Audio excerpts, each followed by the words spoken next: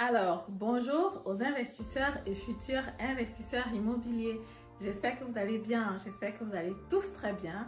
Récemment, donc, j'étais en train d'écouter un podcast d'un investisseur immobilier, quelqu'un qui achète beaucoup de biens immobiliers et qui disait que actuellement, il arrive à avoir les négociations de 20%, de 30% sur l'achat du bien immobilier. Je me suis demandé, comment est-ce que ça se fait? C'est toujours les biens immobiliers que moi je connais là, comment même je fais les achats là-dessus, que j'accompagne des personnes pour acheter, ou alors est-ce qu'ils parlent d'autres choses? Au départ, je me suis dit, ok, peut-être ils parlent des biens immobiliers qui ne sont pas forcément bien placés, où les propriétaires ont peur et puis ils vendent leurs biens d'immobilier rapidement. Non, ils parlaient des biens immobiliers qui sont dans les endroits où c'est vraiment lucratif, où c'est développé. Donc je me suis dit, il faut que je regarde un peu ça de plus près. Quelle est sa stratégie de négociation? Comment est-ce qu'il fait pour avoir 20%, 30% de rabais sur les biens immobiliers? Et c'est ce que je veux voir avec toi dans cette vidéo après le générique.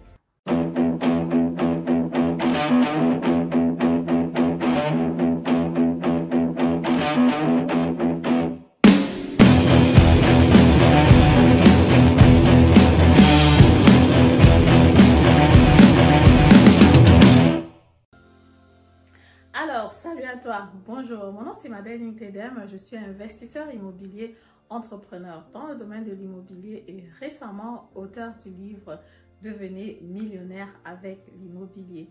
Si l'investissement immobilier t'intéresse, c'est que naturellement tu es ici au bon endroit parce que ici je partage avec toi des astuces, des informations importantes que tu dois savoir avant de te lancer. Ce que je propose donc concrètement comme service, c'est donc le coaching, l'accompagnement, la formation en ligne pour les personnes qui veulent comprendre les bases avant de se lancer.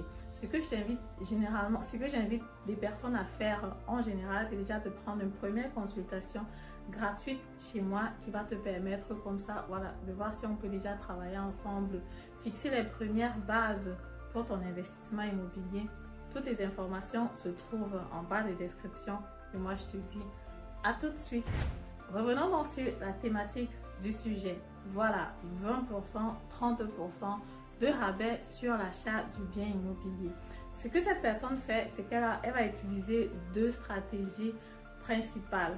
Premièrement, il a dit qu'il achetait les biens immobiliers seulement entre 1900 et 1920, maxi 1924. Pourquoi? Ce sont des biens immobiliers qui ont été construits depuis et que plusieurs personnes n'ont pas envie d'acheter. Moi, dans les accompagnements, j'ai déjà remarqué, il y a plusieurs personnes qui me disent, Madeleine, les années 1960, là, 1920, 1940, je ne veux pas ça. Il y a des personnes qui me disent, Madeleine, les années 1920, 1940, je ne veux pas ça. Je veux acheter un bien immobilier minimum à partir de 1960, 1990, 2000 même si c'est possible.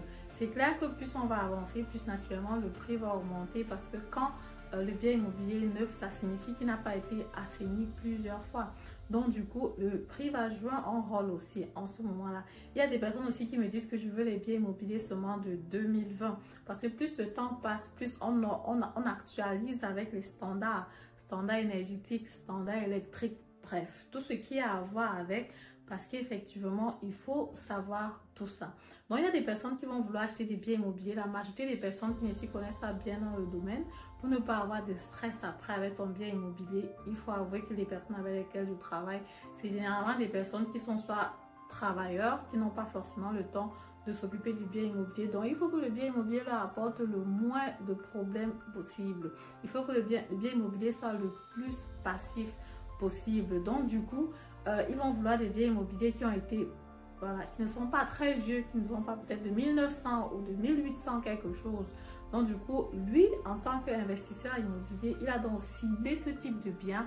Et pourquoi? Parce qu'il a une équipe derrière lui. Il y a une équipe derrière lui qui peut rapidement toujours, voilà, venir sur place pour actualiser le système de chauffage, le système électrique, pour pouvoir mettre la maison à jour, quoi, en cas de besoin.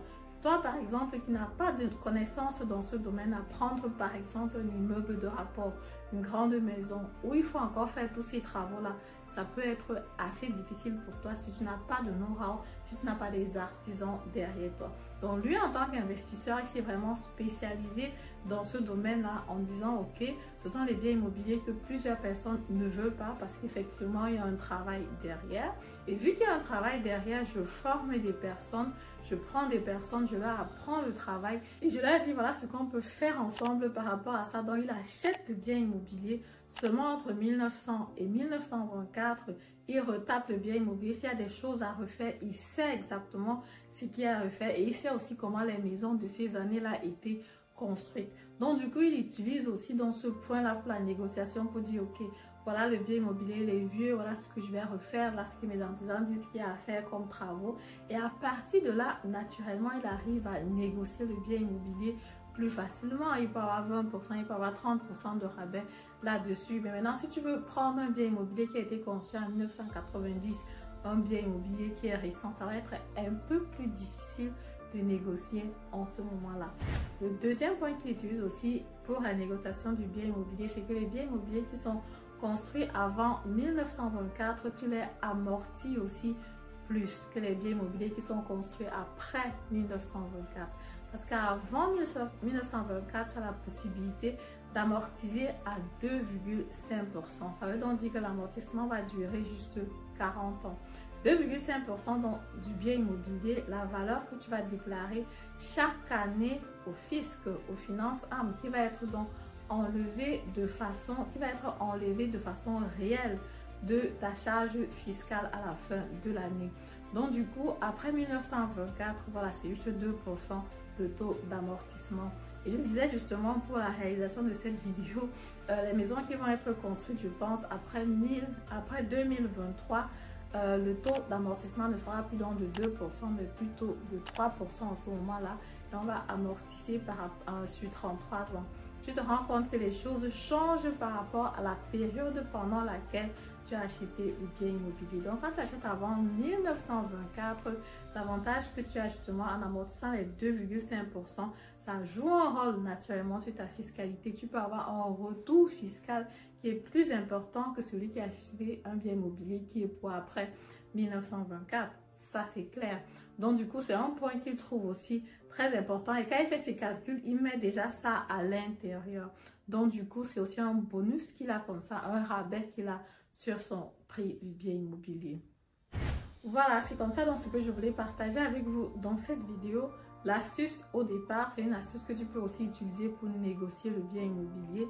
1920-1924, est-ce que je conseille d'acheter ce type de bien immobilier?